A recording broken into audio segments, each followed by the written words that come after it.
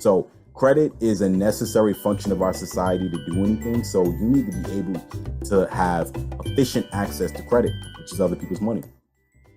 So if you practice in the pack and you make mistakes, then when you ask your teacher what I do wrong here, she could tell you, and you go and take the test and you won't make those same stupid mistakes.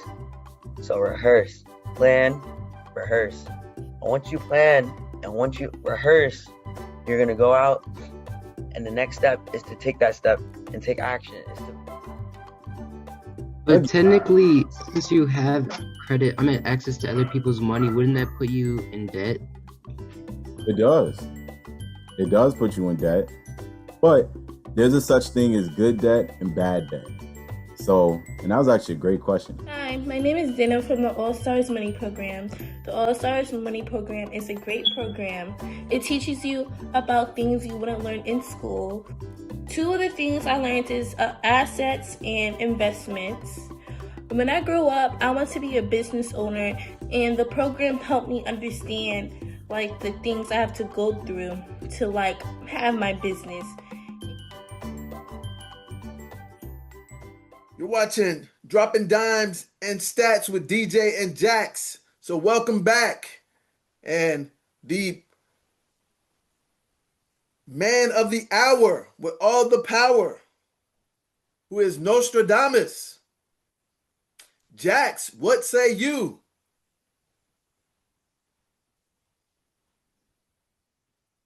I'm very, very, very happy. Okay, well, tell us why you're so happy today on this beautiful Wednesday. Because my team is Super Bowl champions now. All right, all right. Well, congratulations to your team. Go Hawks. So let's talk about it. You're the man of the hour, so let's break it down with the stats and the power, my friend.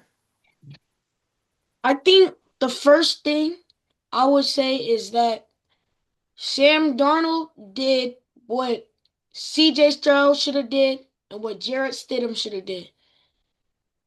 Because Jarrett Stidham in the Broncos, they have a great defense. And CJ Stroud and the Texans have a great defense. So all they needed to do was not turn the ball over and just rest on their defense to let them win the game.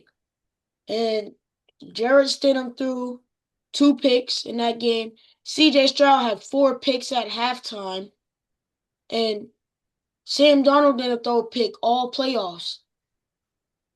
By the way, first quarterback to ever do that. So that's the reason why we won. We won the turnover battle. And our D-line was just running straight through their O-line. And even our corners were getting to him. Devin Witherspoon, Nick Emenwari.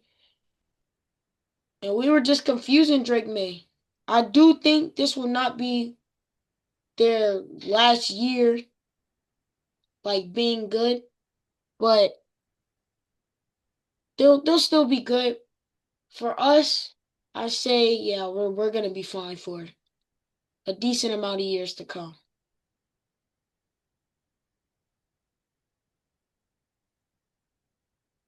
Okay.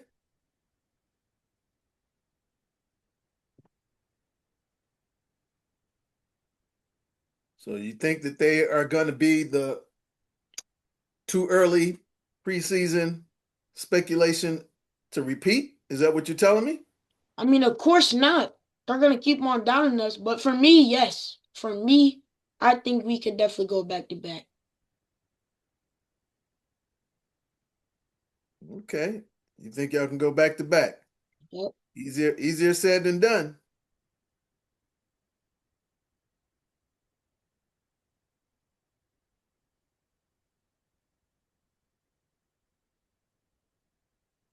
So you said that Sam Darnold did not throw any picks in the playoffs. Nope. Okay. Single one. And he was the first quarterback to do that. Yep. All right. I'm gonna take your word for it. So he just played basic average football and stayed clean. So who do you think should have been the Super Bowl MVP? You think they chose the right player? Yep. I think it should have been. I think it's K9. I know a lot of people say it should be Jason Myers, but I feel like it's Kenneth Walker because he was the one who mainly got us there. So that's what I think. Hmm. Well, I think they should have given it to Witherspoon or the other guy on defense because the defense was the one that actually won the game and dominated the game. Well, Like there was no K9 really had a like couple of star player for us on defense that game. It was just an all around effort. doesn't matter if they're star players or not. The fact is they had the most impact on the game. He had a couple of 25-yard carries in the first half, but after that, it was just basically average at best. I mean, obviously he had a long run that was called back on a holding call for a touchdown, but I think they diminished the impact of the defensive performance, which was spectacular to have gone into halftime with a complete shutout and then at one point in time was up 19 to love. That was amazing. And the defense scored a touchdown on what first was a strip sack, but because the ball never touched the ground, it actually became a pick six. So if my Super Bowl vote for MVP, I would have voted one of those guys. I would have given the shine to the defense.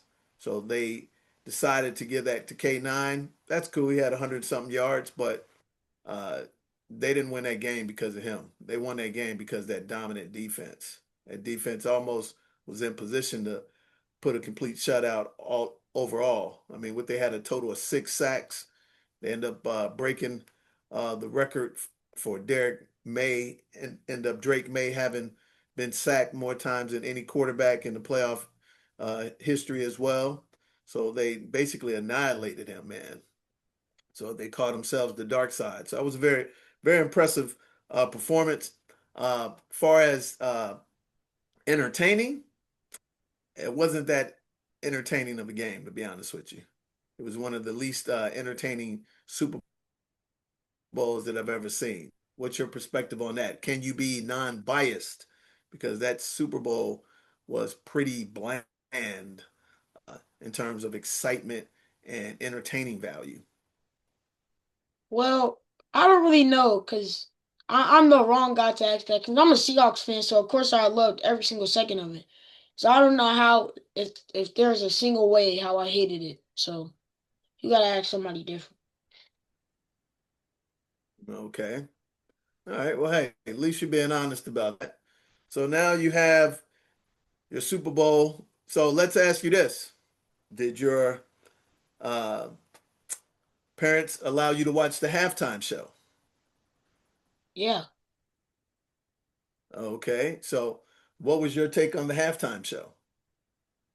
Um, I heard he was wearing a Since bulletproof you're a vest. youngster, you're 12 years of age. I heard he was wearing a bulletproof vest, so he didn't.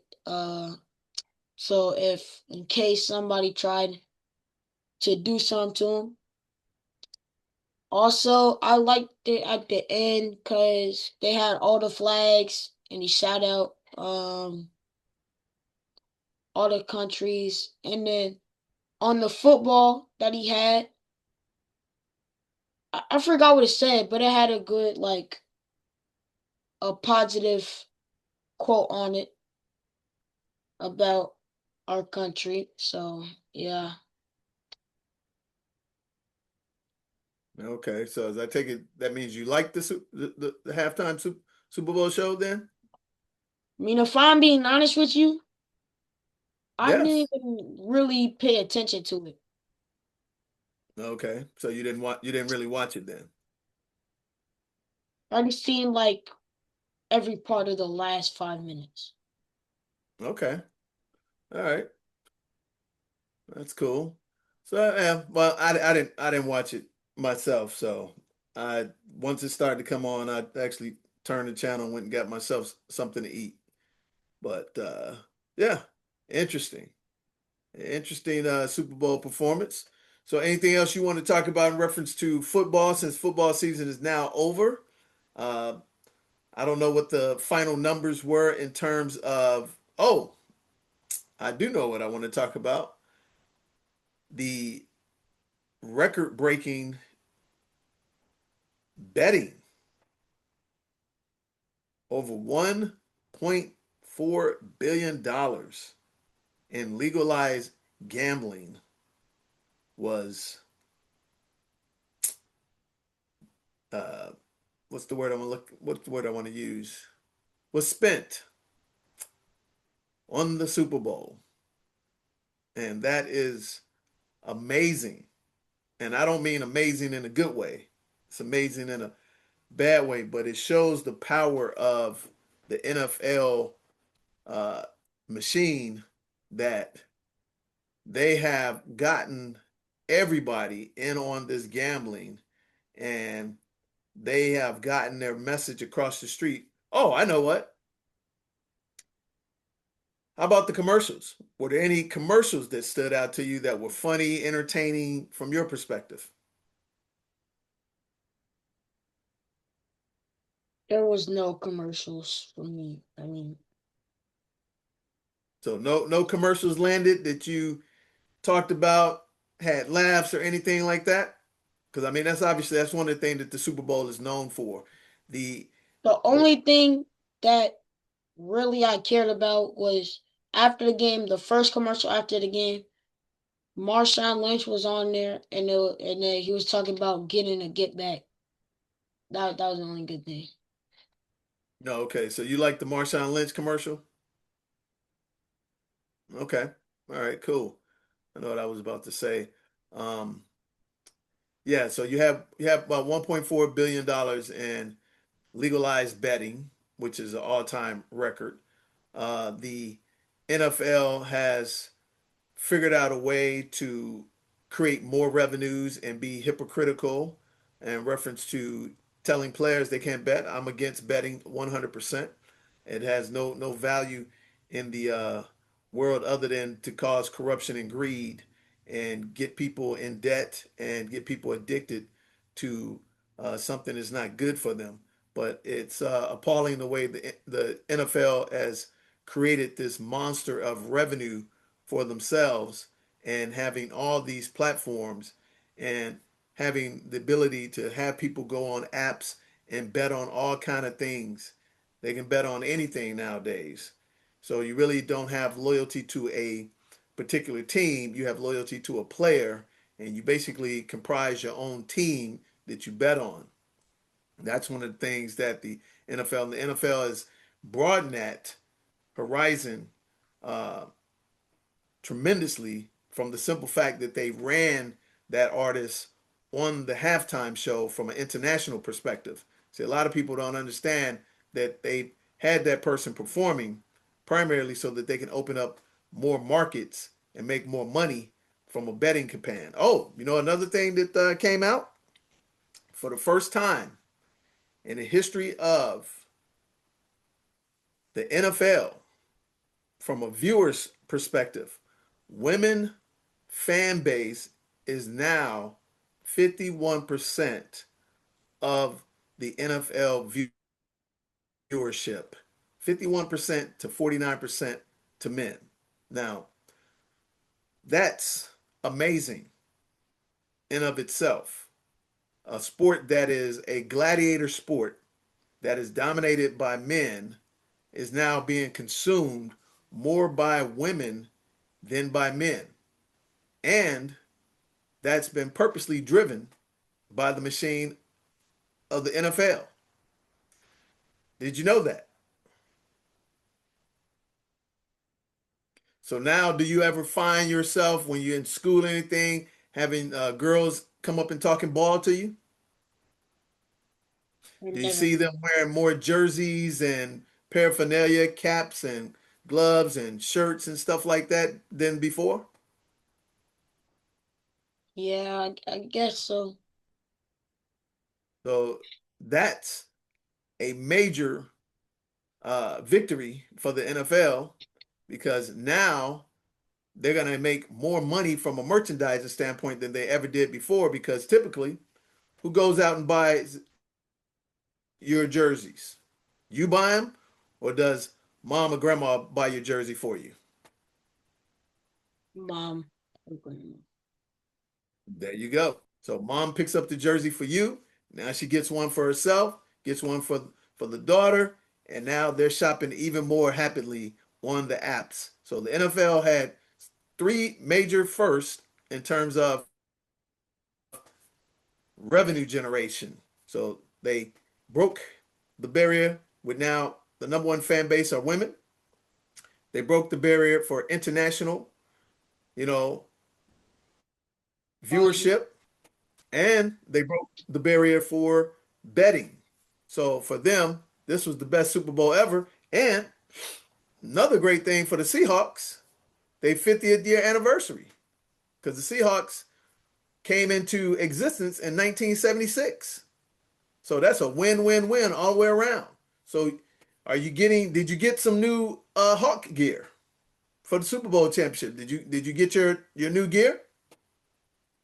Yep, I got a shirt. Okay, so you got a shirt. Does it say 50th anniversary Super Bowl 60 champs? What does your shirt say? It's just the one that everybody was wearing on the field after we won. So it's the one that immediately that they show on the commercial that you can get the Hawk gear. So did you order yours, or was it in the store that y'all went to? Order. It came in already? Nope. Well, okay. All right. So when it comes in, you got to put it on so we can take a look at it. So it's the white one with the championship on it. It's black. It's got gray letters. It's got gray and black letters, and it just says Super Bowl champion, and then I think it says Seattle Seahawks on the bottom. Okay. All right. Good stuff, man. I'm surprised you didn't get a cap as well. I don't need no more Seahawks hats. You don't need any more Seahawks hats, but there's nothing better than a championship Super Bowl cap, though. That's one of one. That one will have value to it. Might want to reconsider that because likelihood from a statistic standpoint, they probably ain't gonna win another Super Bowl for a long time. When was the last time the back-to-back championship? That was Kansas City, right? That Yep. was what year was that?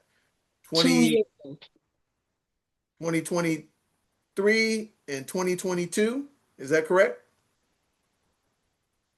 Yeah. Because they were going for a three-peat when the Eagles beat them, correct?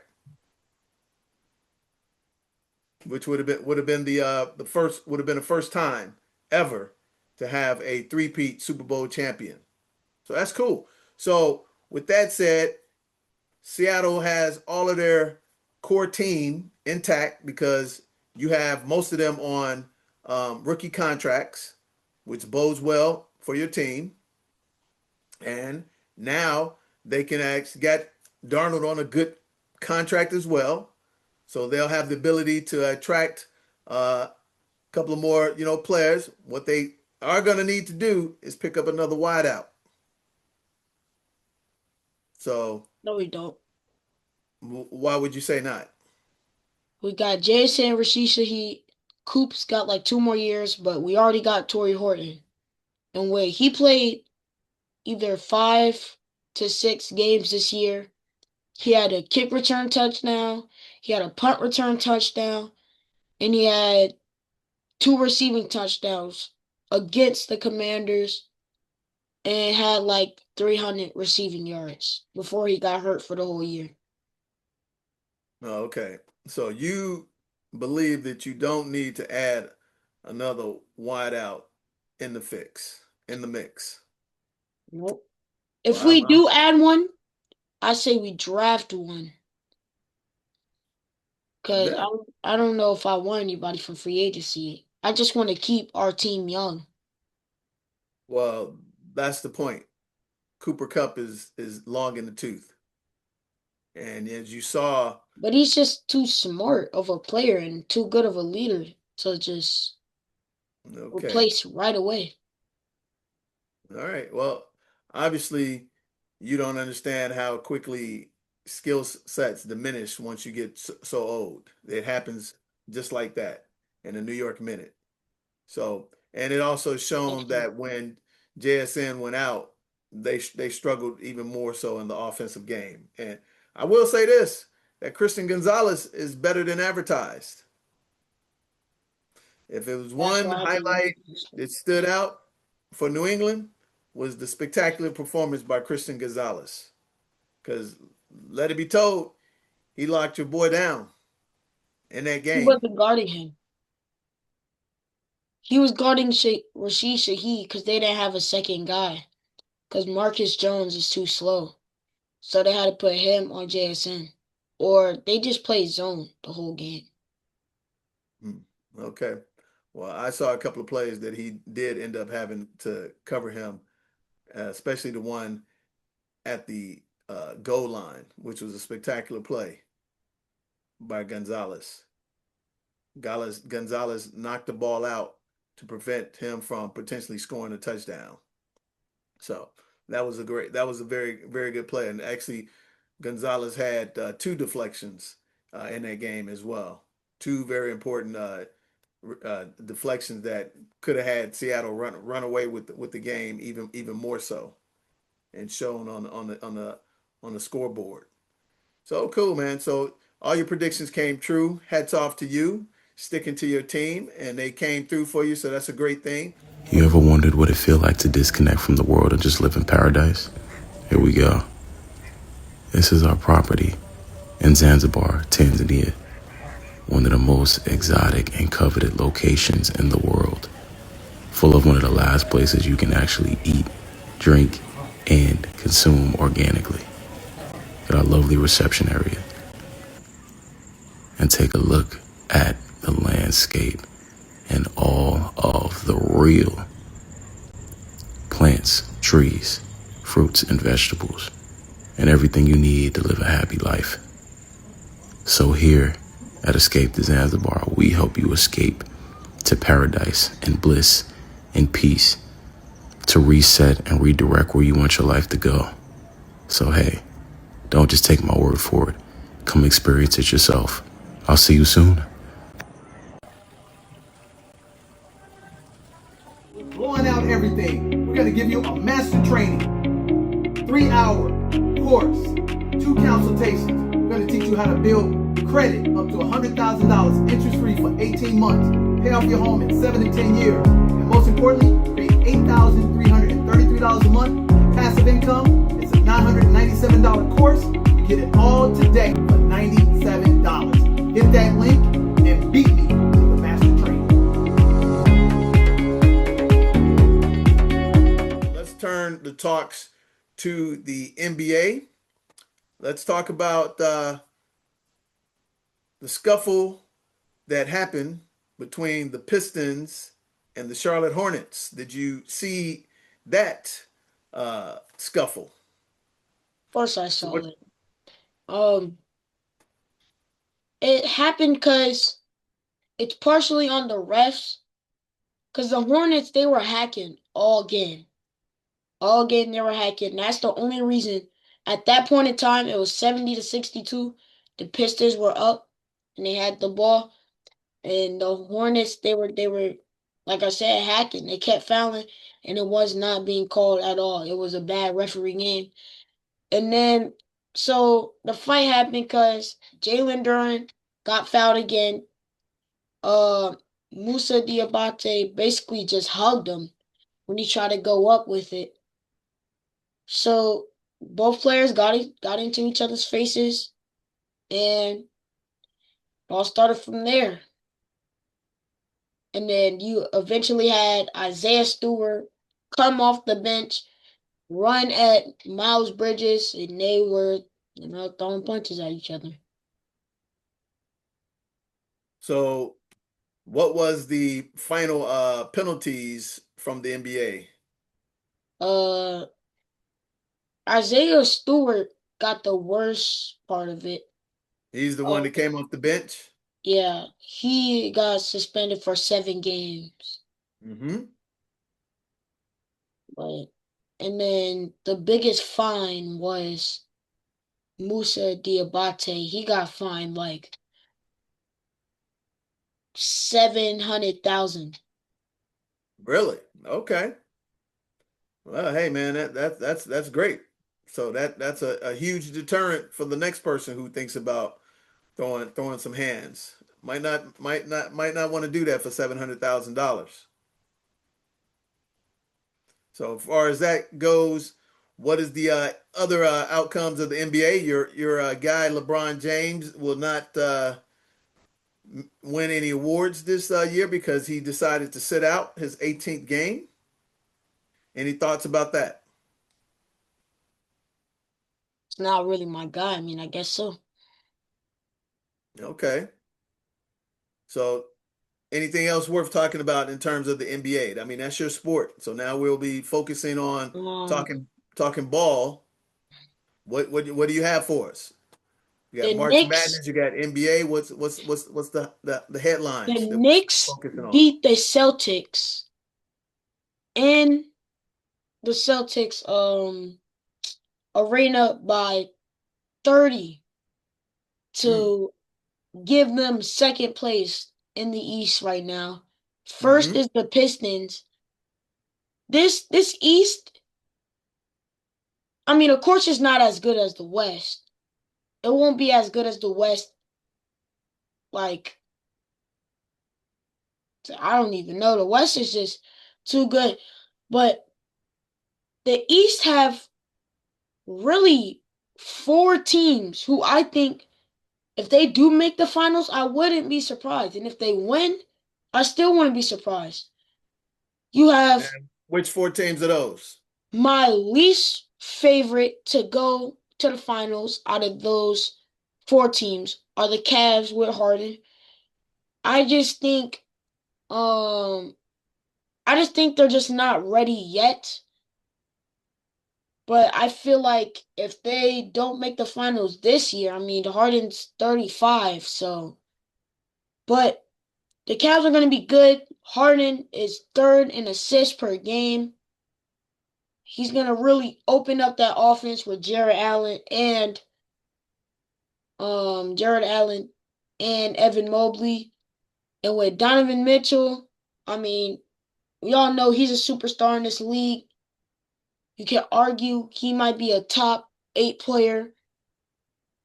So we'll see what they can do. As long as they can stay consistent heading into the playoffs, they'll be a hard team to beat. Now my third team, this was pretty hard, but I'm gonna have to do the Celtics just because Tatum is not, he's not gonna be here this season. They said if Well, they didn't he just make, go down to the G League? Didn't they say there's a chance that he might come back and play? yeah, but like they say he might come back and play. Well, he might be able to come back and play, but he's not gonna be the same. And also I like what the Celtics have right now. They're letting Jaylen Brown be the star, but it's not like oh, you shoot all the shots, right? And just have our team just be around you. It's it's just like they're a great overall team. They got a great coach. They have great role players. And Jaylen Brown, he's almost averaging 30 this year. Okay. Now So my you got second team, mm-hmm. I think I'm gonna have to go with the Pistons just because they don't have that much what's it called? They'll have depth on their bench or what? They don't have enough experience yet. Experience? Yep. Okay. Their star, he's young, 23. Once Mm-hmm. again, top 10 player in this league. You can argue he's top 7. Okay. They have great role players. They traded for Kevin Herter, who I think is a great fit for this team. Of course, they got Isaiah Stewart. He's just the big guy he's just a big bully, I guess. They got Jalen Derwin, who's a star, and he can create his own shot now. He really improved that this year. Last year was just a big who can handle a pass very, very well and is a great rim protector. Now this year he can create his own shot and he's kind of like a Bam Adebayo a little bit. He just got to work on his 3-point shot and he'll be great. So yeah, I think the Pistons they'll definitely be good. I feel like they're gonna make the Eastern Conference Finals. I just don't see them making it to the finals. But I do think the Knicks will make it because they have the experiment. I believe they have the best two role players in the NBA with Mikal Bridges and OG Anunoby. And I don't even know if they're really role players anymore. They're stars. Karl Anthony Towns, who is playing, he's been really efficient this year. And of course, you got Jalen Brunson, the star. And then they just signed Jose Alvarado, who is a great defender and he can knock down the three. So now that's their backup PG, and that's another just great fit for the Knicks. Okay.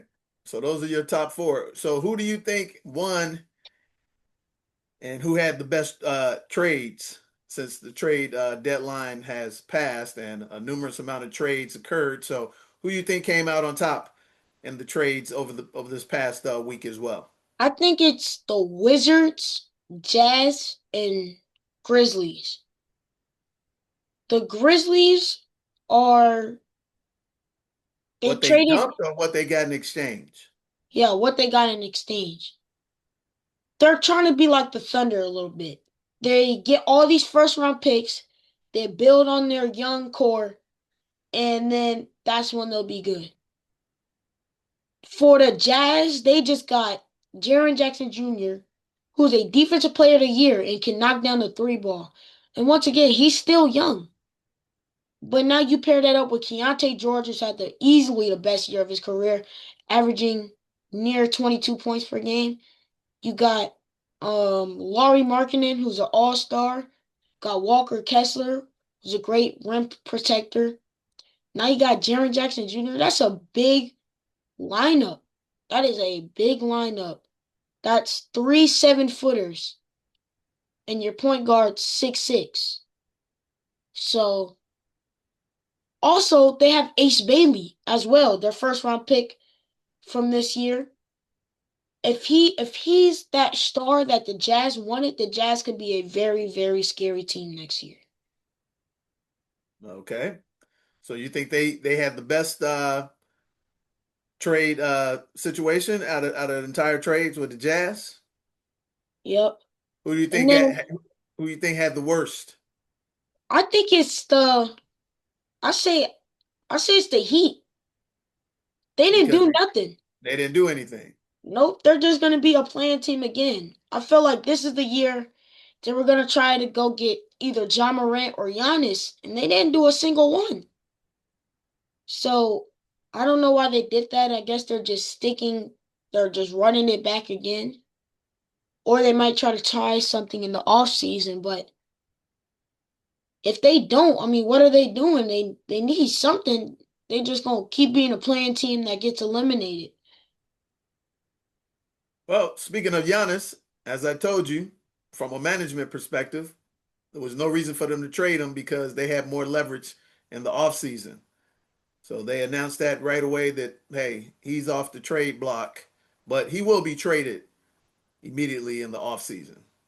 And that was a good business management move not to give him up when they could have got a max better and trade value for him in the offseason, especially with the NBA draft, coming up. So that was pretty obvious to me, and they held the fort down and said, no, we're not giving him up because we wouldn't get as much as we want in exchange and value. So I would agree with you from an assessment standpoint. The Jazz had the better end of the trades, and the Heat, by remaining pretty much dormant, they didn't help themselves in any capacity. And like you said, they'll continue to be a play-in team and play out.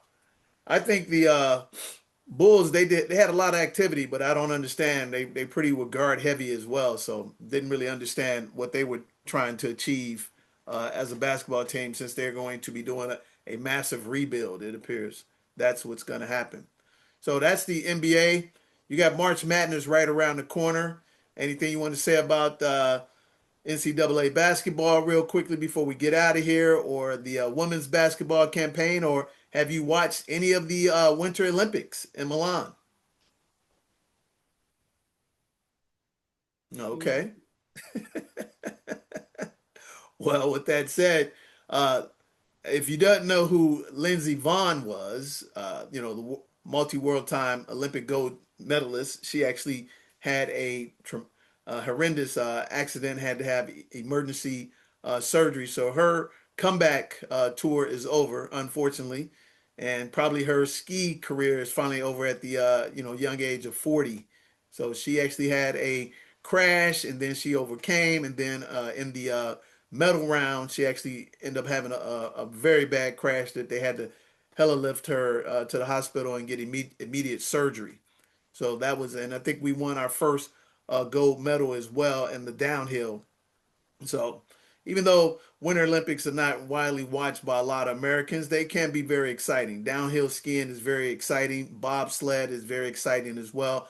And the slalom is very, very exciting. I used to be a very good skier myself, and was an avid skier in the mid '90s. Love skiing, and taking on the snowboarding competition is going to be very fierce this year as well. We have some pretty good competitors in Kim Bay, who's a very good snowboarder. So keep an eye out on the Winter Olympics. Don't sleep on the Winter Olympics. Okay. So hey man, great show today. Congrats again to your Hawks. Go Hawks! 50th year anniversary, and they won Super Bowl 60. And Jax has been on that bandwagon the whole year. So hats off to you, Jax. Make sure you get that new cap and go along with your new Hawks championship shirt as well. And we will catch you next week on Dropping Dimes and Stats with DJ and Jax. And happy Valentine's Day to all those amazing ladies out there in the world. May you have a beautiful, wonderful, spectacular Valentine's Day this upcoming Saturday. So we will catch you next time. Thank you. Make sure you like, share, and subscribe to the amazing show with the amazing Nostradamus Jax, who predicted from day one that the Hawks were going to win the Super Bowl. So on behalf of Jax, I'm DJ the Money Coach, and you're watching Dropping Dimes and Stats with DJ and Jax, and we'll catch you next week. Go Hawks! So credit is a necessary function of our society to do anything. So you need to be able to have efficient access to credit, which is other people's money. So if you practice in the pack and you make mistakes, then when you ask your teacher what I do wrong here, she could tell you, and you go and take the test, and you won't make those same stupid mistakes. So rehearse, plan, rehearse. And once you plan and once you rehearse, you're gonna go out, and the next step is to take that step and take action. But technically, since you have access to other people's money, wouldn't that put you in debt? It does. It does put you in debt. But there's a such thing as good debt and bad debt. So, and that was actually a great question. Hi, my name is Dana from the All Stars Money Program. The All Stars Money Program is a great program. It teaches you about things you wouldn't learn in school. Two of the things I learned is assets and investments. When I grew up, I want to be a business owner, and the program helped me understand the things I have to go through to have my business.